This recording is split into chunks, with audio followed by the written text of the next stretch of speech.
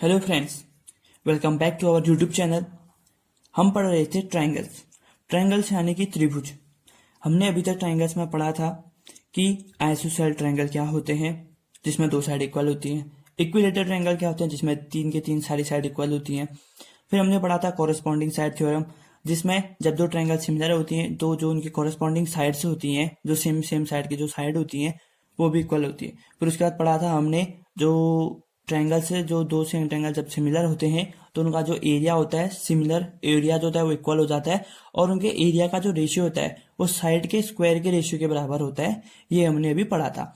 अगर आपको इसी चैप्टर ट्रायंगल्स के चैप्टर के ऊपर किसी भी थ्योरम के ऊपर आपको एक वीडियो चाहिए तो आप मुझे प्लीज कमेंट सेक्शन में बता दीजिए। मैं आपको वो एक अगली वीडियो में बना के अच्छे से एक्सप्लेन करके वो डाल दूंगा, जिससे आपको हेल्प हो जाएगी। और ये थ्योरम बहुत इंपॉर्टेंट है, आप प्लीज बता दीजिएगा कमेंट सेक्शन में कमेंट करिए। तो अब हम शुरू करते हैं। अब हम जो चैप्टर 6 है हमारा ट्रायंगल्स, इसके जो लास्ट एक्सरसाइज है ये बहुत इंपॉर्टेंट एक्सरसाइज है, इसको पढ़ेंगे। ठीक हो गया?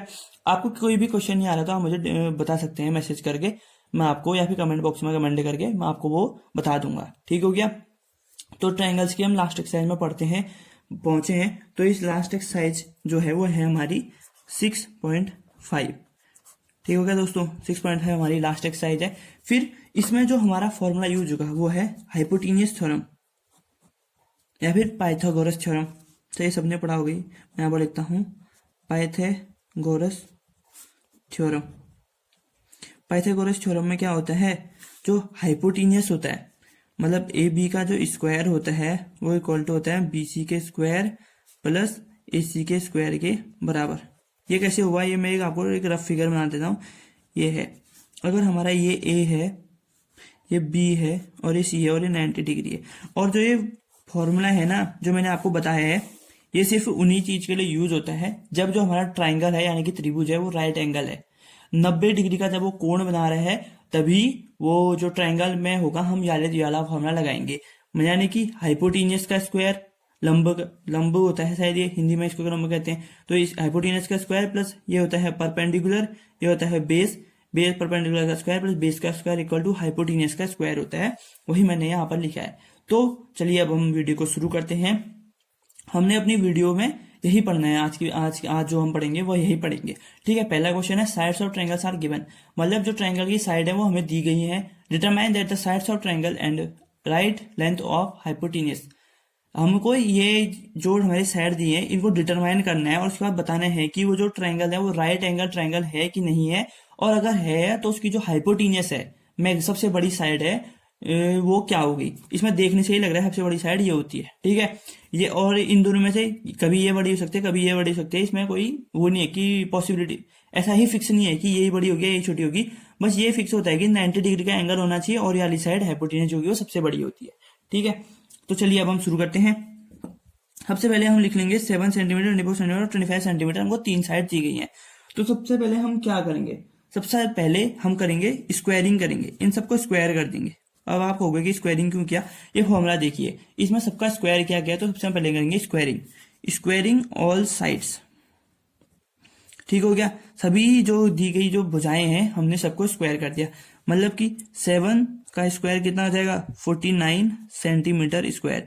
ये हमेशा लिखना, किसी भी क्वेश्चन में अगर यूनिट है यानी कि उसकी जो यूनिट है, मेजरमेंट जो है उसका, वो लिखना बहुत जरूरी है, वरना आधा एक नंबर तो आपका कट ही जाएगा। ये आप खुद ही से सोच लीजिए।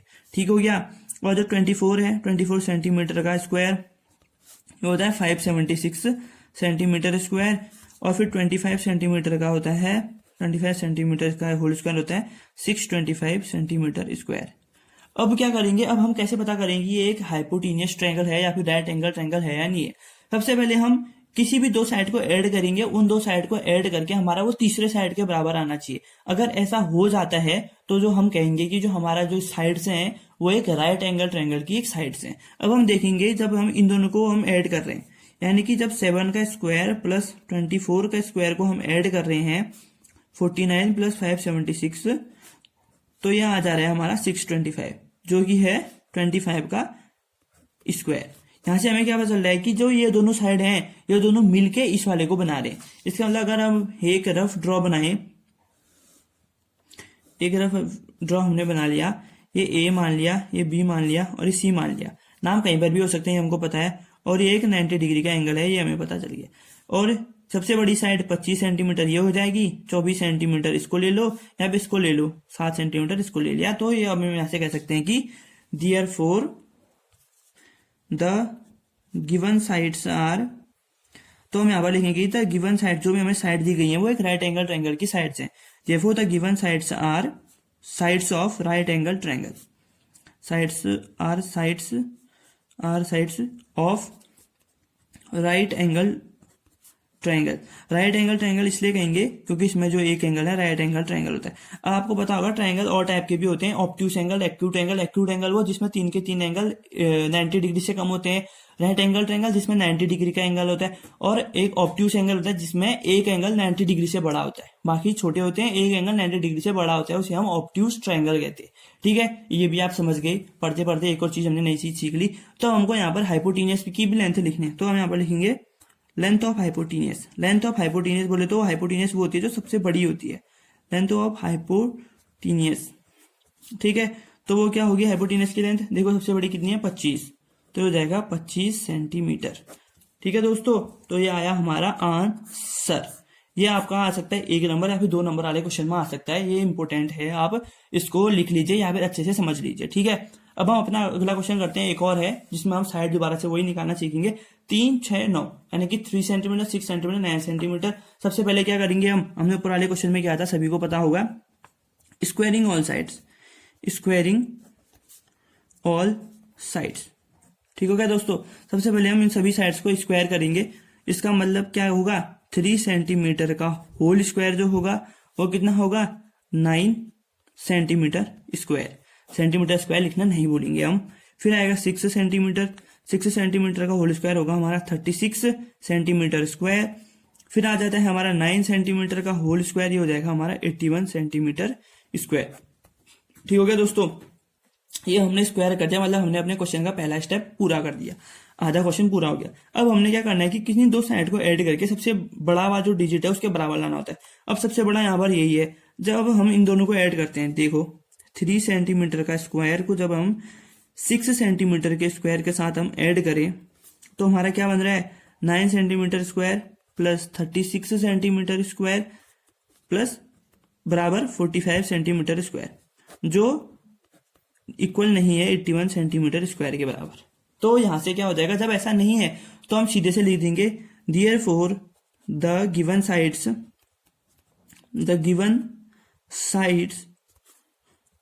Are not sides of right angle triangle, are not sides of right angle triangle. तो हमें यहां से पता चल गया कि जो ये 3, 6, 9 साइड दी गई है वो एक राइट एंगल ट्रायंगल के साइड से नहीं है। तो यहाँ पर जो हाइपोटेनियस की लेंथ होगी हम वो भी नहीं निकाल सकते। ठीक हो गया, अगर ये राइट एंगल ट्रायंगल की साइड से होती तो हम इसमें हाइपोटेनियस जो है बड़े आराम से निकाल लेते हैं। ठीक हो गया, तो अब आप इसको समझ गए होंगे।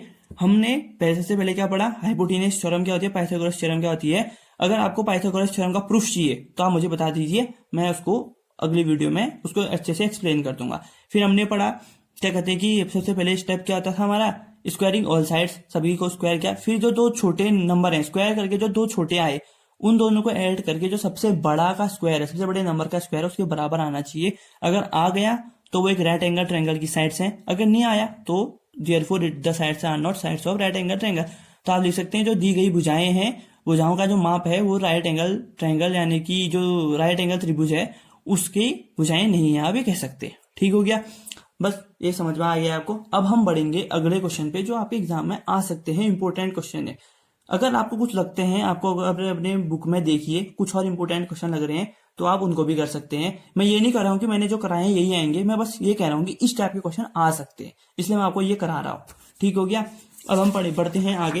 एक और क्वेश्चन लिखा है मैंने यहाँ पर, देखिए क्वेश्चन है ABC is an equilateral triangle of side 2a, find each of its altitude. अब सबसे पहले तो ये मुझे ये बताइए इक्विलेटरल ट्रायंगल क्या होता है। चलिए आप अपने मन में सोचिए, अगर कोई जिसको आ रहा है वो कमेंट बॉक्स में लिख के मुझे बता देगी इक्विलेटरल ट्रायंगल क्या होता है। आज के क्वेश्चन का आंसर, आज के क्वेश्चन ये हो गया कि इस वीडियो का क्वेश्चन हो गया कि इक्विलेटरल ट्रायंगल क्या होता है। इसका आंसर आप मुझे कमेंट सेक्शन में लिख के बताइए फटाफट। 2 सेकंड 10 सेकंड का टाइम देता हूँ, फिर उसके बाद मैं आपको बताऊंगा। 1 2 3 4 5 6 7 8 9 10। तो 10 सेकंड हो गए। जिस हिसाब से आपने लिख लिया होगा कमेंट बॉक्स में, अगर जिसने कमेंट बॉक्स में नहीं लिखा है तो उसने मैंने सोच लिया होगा। ठीक है, तो अब हम बढ़ते हैं क्वेश्चन की ओर। तो सबसे पहले हम लिखेंगे कि गिवन क्या है। गिवन क्या है कि हमारा एबीसी क्या है। ABC is an equilateral triangle. Equilateral triangle. अब मैं आपको इसका आंसर बता देता हूँ। इक्विलेटरल ट्रायंगल एक ऐसा ट्रायंगल होता है जिसमें तीनों साइड इक्वल होती है, मतलब कि इक्विलेटरल ट्रायंगल की जो 3 साइड होंगी वो बराबर होंगी, ये आपको समझना पड़ेगा।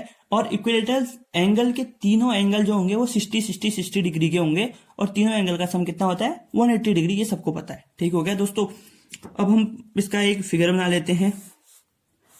ये है, मैंने आपको बताया है पेपर में, मैथ के पेपर में पेंसिल ले जाइए, और एग्जाम में अगर ड्रॉ बना कोई क्वेश्चन आते हैं जिसमें ड्रॉ है या फिर फिगर्स हैं। ड्रॉ तो क्या होते हैं, फिगर्स होते हैं जो आपको खुद कंस्ट्रक्ट करने पड़ते हैं, बनाने पड़ते हैं। आप उसको पेंसिल से और स्केल से प्रॉपर तरीके से बना के आइए।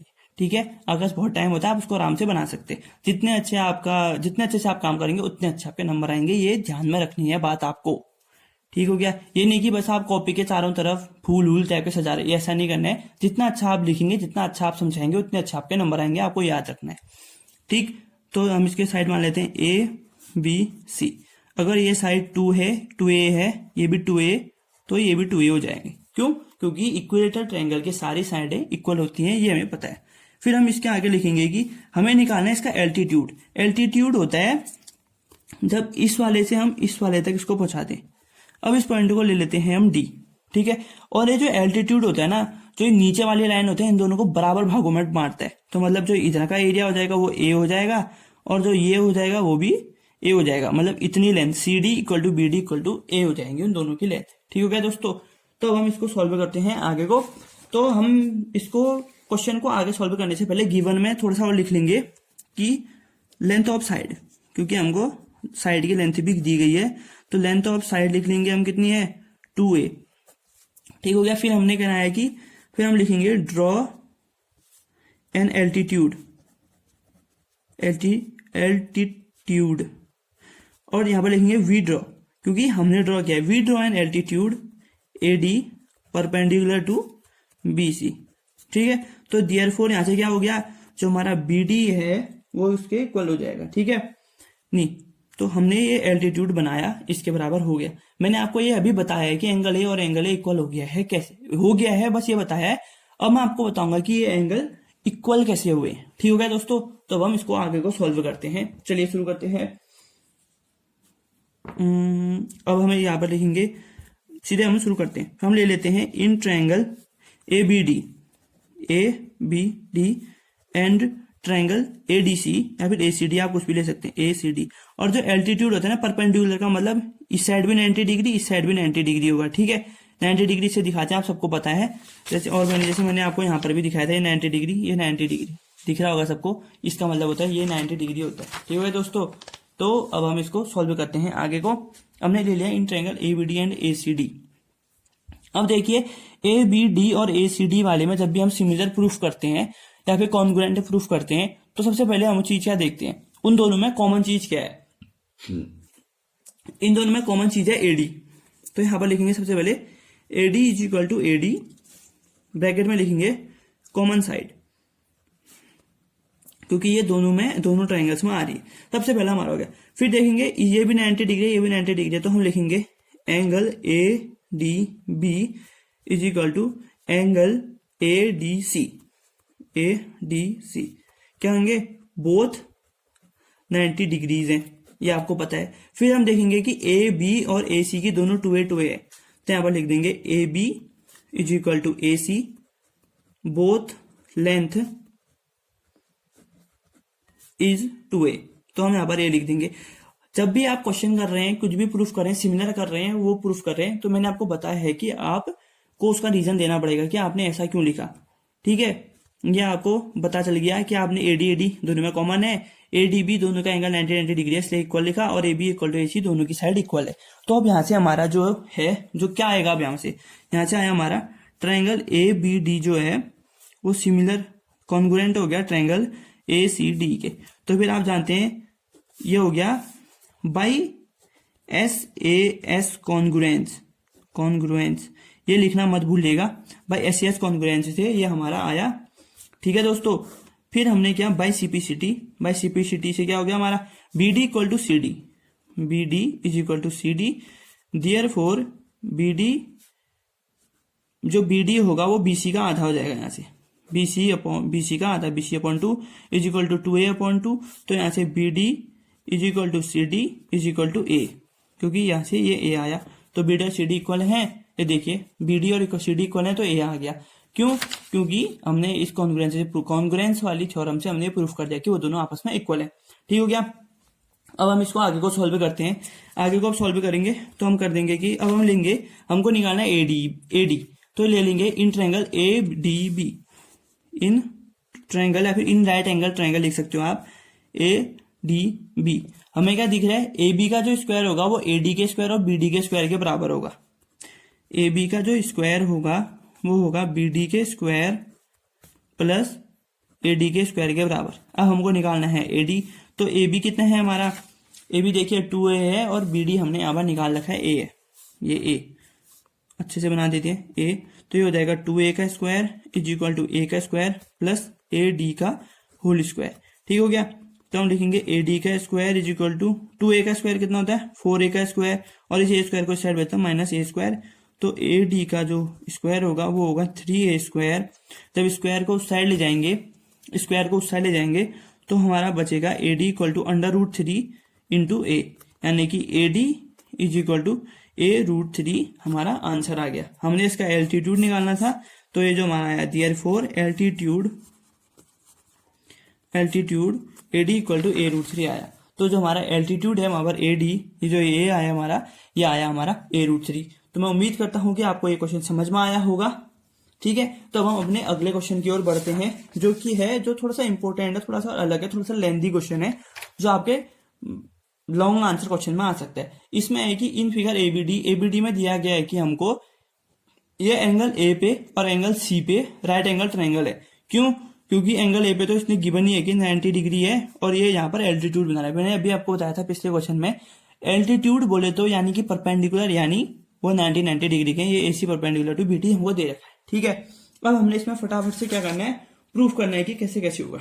ठीक हो गया। अब हम जल्दी से हम शुरू करते हैं। सबसे पहले हम लिख लेते हैं गिवन क्या है हमको, angle A is equal to 90 degree है, हमें ये पता है, और angle BCA is equal to 90 degree, ये BCA 90 डिग्री है, और एंगल DCA भी हमारा 90 डिग्री है, DCA भी 90 डिग्री है। बस, अब हम सबसे पहले शुरू करते हैं हमारा पहला पॉइंट। हमको इसमें पहले पॉइंट में प्रूफ करना है, सीधे लिख लेते हैं टू प्रूव। पहले पॉइंट का जो हमको टू प्रूव है वो है हमारा AB का square is equal to BC into BD, BC का square equal to BC into BD, ये हमको नहीं प्रूफ करना है। तो हम ले लेंगे इन ट्राइंगल, क्योंकि हम जब भी करेंगे ट्राइंगल को या तो सिमिलर प्रूफ करेंगे या तो कॉन्ग्रुएंस प्रूफ करेंगे, हम यहाँ पर करेंगे congruence proof. In triangle ADB यानी कि ADB पूरा ट्राइंगल लेंगे, एंड ट्राइंगल कौन सा लेंगे, ABC। अब हम कहोगे कि यार ये आपने कैसे किया, देखो AB BC और BD आ रहा है, AB BC और BD, यानी कि AB और BC बोले तो ABC ट्रायंगल आ गया, और AB और BD बोले तो ABD पूरा ट्रायंगल आ गया। ठीक है, अब हमको ये प्रूफ करना है, तो मैंने ये ट्रायंगल ले लिया। अब इन ट्रायंगल में आपको क्या दिख रहा है, एंगल C और एंगल A एक दूसरे के इक्वल है, क्योंकि दोनों 90 डिग्री हैं। तो आप यहाँ पर लिखेंगे, सबसे पहला जो मेथड लिखेंगे वो लिखेंगे angle BCA is equal to angle BAD, ये BAD और BCA तो ब्रैकेट में लिख लेंगे बोथ 90 डिग्री। ठीक हो गया। फिर हम लिखेंगे एंगल, फिर जो ये देखो, जब हमने ये ADB ये पूरा बड़ा ट्रायंगल है, और ABC हमारा छोटा ट्रायंगल है। ठीक हो गया। तो हम इसको जब सॉल्व करेंगे तो हम यहाँ पर लिख देंगे angle ABC is equal to angle ABD, यहाँ पर लिखेंगे हम कॉमन, देखिए दोनों में कॉमन है तो ये हो जाएगा। तो ये बाई डबल ए सिमिलैरिटी, तो हमारा क्या आ जाएगा, triangle ADB similar triangle ABC। ठीक हो गया, ये हो गया हमारा। तो अब देयरफॉर हमको पता है भाई, हमने वाली पढ़ी थी कोरस्पॉन्डिंग, जब दो ट्रायंगल सिमिलर होते हैं जो उनके कोरस्पॉन्डिंग साइड्स होती हैं वो भी इक्वल होती हैं। तो ठीक है, तो यहाँ से क्या हो जाएगा, A B upon B C. ये ए बी बोले तो इस पूरे ट्रायंगल का ए बी और इस वाले ट्रायंगल का बी सी, छोटे वाले ट्रायंगल का बी सी और इस बड़े वाले ट्रायंगल का ए बी, ठीक हो गया, is equal to B D, बड़े वाले ट्रायंगल का बी डी और इस वाले ट्रायंगल का जो हाइपोटेन्यूस है वो कितना है, ए बी। ठीक है, ये देखो ये 90 डिग्री है तो इसका सामने वाला हाइपोटेन्यूस होता है, तो B D upon A B hypotenuse हो गया ए बी। ये इस ट्रायंगल का बेस ए बी है, और जब हम इसमें इसको पेज को थोड़ा सा घुमाऊं और ऐसे करके दिखाऊं तो इसका जो बेस है वो बी सी है। ठीक है, आप समझ रहे होंगे मैंने ऐसा क्यों किया, मैंने इसमें आपको समझाया। तो अब यहाँ से आ गया ए बी का square is equal to B C into B D. तो देखिए जो हमने प्रूफ करना था वो आगे नहीं आ गया हमारा, तो यहाँ पर से इसको ब्रैकेट में डालेंगे और इसके आगे लिख देंगे हैंस प्रूव्ड अवर, हैंस भी प्रूव्ड अवर आंसर, टना। ठीक हो गया। तो अगर हम अब दूसरा वाला करेंगे, इसमें भी हमको करना है टू प्रूव, क्या प्रूव करना है, ए सी का square is equal to B C into C D. ठीक हो गया दोस्तों, ये हमको इसमें प्रूफ करना है। तो अब हम ये करेंगे, ये मैंने थोड़ा हल्के से करके चाहे कि ज्यादा हाईलाइट ना हो, क्योंकि ऊपर पे आंसर है तो आप कंफ्यूज हो सकते हो। तो इसका भी हम यहाँ पर से दोबारा से रफ ड्रॉ बना देते हैं, ऊपर नीचे करने से अच्छा हम यहाँ पर ही ड्रॉ बना लेते हैं। ये 90 डिग्री है, ये भी 90 डिग्री है, ये ए है, ये डी है, ये सी है, ये बी है। अब इस ट्रायंगल में हम क्या करेंगे, ठीक है, इस ट्रायंगल में हमने लेंगे, सबसे पहले हम लेंगे in triangle C B A, C B A एक ट्रायंगल हमने ले लिया, और ट्रायंगल लेंगे हम C A D, C A D, C A D. अब आप कहोगे आपने ऐसा क्यों लिया, तो मैं आपको बता दूं, सी बी ए सी जो है देखोगे ये इसमें है, और बी सी किस में है, इस वाले ट्रायंगल में, सी डी इस वाले ट्रायंगल में, मतलब ए सी बी, क्योंकि ए सी और बी सी आ रहे हैं तो ए सी बी, और सी डी और ए सी आ रहा है तो ये पूरा हो जाएगा। ठीक हो गया, आप समझ गए होंगे। तो फिर हम इन ट्रायंगल सी बी ए और ए सी बी कर दिया हमने। अब हम आपसे करेंगे इन ट्रायंगल्स में, देखेंगे सबसे पहले जो कॉमन साइड है वो कौन सी है। ठीक है, सबसे पहले तो कॉमन है A C is equal to A सी, हाँ यहाँ पर लिख देंगे कॉमन है भाई, सबको पता है। और याला एंगल और याला एंगल दोनों परपेंडिकुलर हैं तो दोनों 90 होंगे, मतलब angle B C A is equal to angle D C A, bracket में लिख सकते हैं हम बोथ 90 डिग्री। ठीक हो गया। अब क्या होगा, अब हम यहाँ पर से देखेंगे कि जो हमारा बी सी है ना वो सी डी के बराबर है। अब आप कहोगे ऐसा क्यों, जब भी जो परपेंडिकुलर होता है वो बाइसेक्ट करता है। ये राइट एंगल ट्रायंगल में है, जब भी एक परपेंडिकुलर एक राइट एंगल ट्रायंगल में इक्वली उसको बाइसेक्ट करती है तो क्या कहते हैं, वो दोनों बराबर हिस्सों में बढ़ जाता है। तो यहाँ पर, या फिर हम क्वेश्चन प्रूफ किया तो वहां पर से BC equal to C D आया, हमारा ये भी कह सकते हैं by C P C T. तो यहाँ पर जो हमारा बीसी होगा वो भी सी डी के इक्वल हो जाएगा। ठीक है, तो हम यहाँ पर कह देंगे बाई अबव। ठीक है, क्योंकि हमने ऊपर वाले क्वेश्चन में किया है। तो देयरफॉर ट्रायंगल सी बी ए वो सिमिलर हो जाएगा ट्रायंगल सी ए डी के। ठीक हो गया दोस्तों, ये हमारा आ गया बाई, ब्रैकेट में लिख दूं by S A S, side angle side similarity से ये हमारा जो हो गया ये प्रूफ हो गया, साइड एंगल साइड से सिमिलरिटी से ये हमारा प्रूफ हो गया। ठीक है दोस्तों, तो देयरफॉर क्या होगा, हमारा जो AC है वो BC के बराबर हो जाएगा। इस ट्रायंगल का जो AC बेस है इस ट्रायंगल के BC के बराबर हो जाएगा। ठीक है क्या, और इस ट्रायंगल का ACBC और इस ट्रायंगल का जो CD है वो इस ट्रायंगल के AC के बराबर होगा। फिर क्योंकि ये इस ट्रायंगल के लिए ये वो है परपेंडिकुलर है, अगर ऐसा ड्रॉ बनाओ तो देखो ये नीचे वाले को हटा दूं तो ये परपेंडिकुलर हो जाएगा। और जब मैं इसको आपको इस ट्रायंगल को घुमा के दिखाऊं, ये इसको हटा के दिखाऊं तो ये भी इसके लिए परपेंडिकुलर है। ठीक है, तो क्या हो जाएगा वहां से CD upon AC, therefore AC का square equal to BC dot CD। ये आ गया हमारा यहाँ से आंसर, यानी कि हेंस प्रूव्ड। ठीक हो गया दोस्तों। अब हम अगला और लास्ट वाला करते हैं, AD का square equal to BD into CD। ठीक है, अब मैं यहाँ पर लिख लेता हूँ, थर्ड फटाफट से कर लेते हैं हम उसको भी जल्दी से। थर्ड जो है हमारा, जो हमको प्रूफ करना है वो है हमारा AD का square equal to BD cross CD। अब यहाँ पर से ड्रॉ पीछे पलटने की जगह हम फिर से यहाँ पर से ड्रॉ बना लेते हैं। ये हमारा ड्रॉ था, ये था, ये ए था, ये सी था, ये बी था, ए 90 डिग्री का था, ये डी था, ये भी 90 डिग्री और ये भी 90 डिग्री था, हमें ये पता था। अब हमको प्रूफ करना है ए डी का square equal to B D into C D.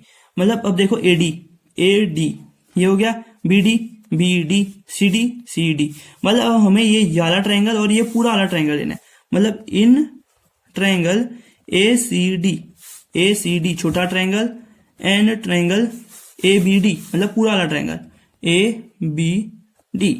ठीक हो गया।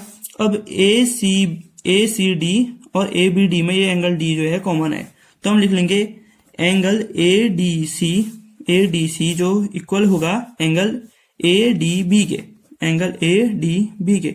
यहाँ पर ब्रैकेट में हम लिखेंगे कॉमन, क्योंकि दोनों में वो समान एंगल है। ठीक हो गया।